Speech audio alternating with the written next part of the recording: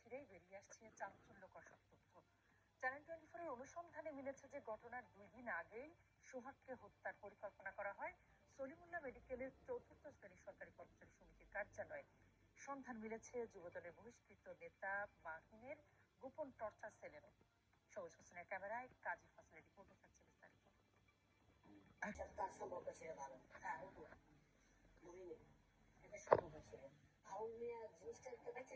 জীবনের ঝুঁকি থাকায় আড়াল থেকেই চ্যানেল 24 এর সঙ্গে এই প্রত্যক্ষদর্শী জানান সোহাগ হত্যার পরিকল্পনা হয় 2 দিন আগেই সলিমুল্লাহ মেডিকেলের 4র্থ শ্রেণী সরকারি কর্মচারী সমিতিতে। সেই বৈঠকে ছিলেন সমিতির সভাপতি মোজাফফর হোসেন বাবুলও।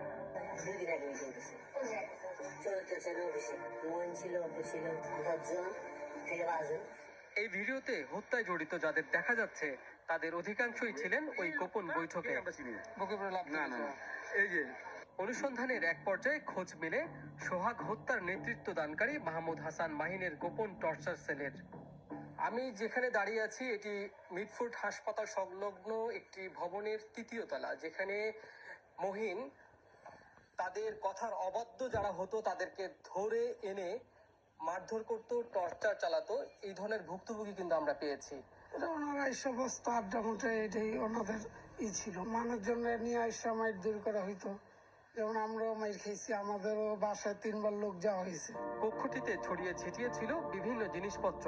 মহিন গ্রেপ্তারের পর যেখানে লুটপাট চালায় একটি পক্ষ। মহিন সিন্ডিকেটের কবলে পড়া অনেকেই চ্যানেল 24-কে জানান নির্যাতনের ভয়াবহতা। হাসপাতাল প্রাঙ্গণ থেকে শুরু করে ফুটপাত, দোকানপাট সবখানে ছিল তাদের দৌরাত্ম্য। কোনো দলের লোকে নাই, কাজ করি ভাত খাই, আমার কি অপরাধ তোরা আজকে আমার দোকানটা নিয়ে নিলি? আমি মহিনের ক্লাবে যাই ওর কাছে অনুরোধ করছি, অপু মহিন আবি যাবি জিনিস দিয়ে আমার বলে যে আমি ব্যবসা করি, আমি খাই, আমি এন করি তেন করি। আমার অনেক মার দিছে। আমার মালিকের যে এক বড় ভাই উনি গেছে পর, তারপর আমার মারামারি ছেড়ে দিছে। গণ অভ্যুত্থানের পর বহিষ্কৃত যুবদল নেতা মহিন ভুক্তভোগীদের আওয়ামী দোষর আখ্যা দিয়ে চালাতো নির্যাতন আর চাঁদাবাজি। আমাকে ব্ল্যাকমেল করছে, শুধু একটা এমপির সাথে না, কোনো মন্ত্রীর সাথে না, কোনো সাথে না, খালি পিছে আমুলিগের একটা ব্যানার। আমার বন্ধুটাকে মেরে আমাকে ফোন দিছে, তোকে মেরে ফেলবো। আমার মহিন অপু বলছে মেরে ফেলবো, তুই এখন মিটপোট চার। আমি ভয়ে এলাকা ছেড়ে গেছি।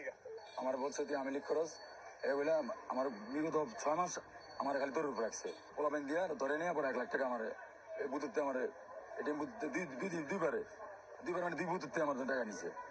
স্থানীয়রা জানান বছরের পর বছর সোহাগ ও মহিন একসঙ্গেই চলাফেরা করত।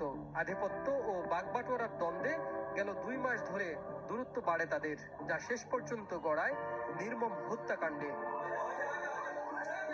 কাজী ফয়সাল, চ্যানেল 24, ঢাকা।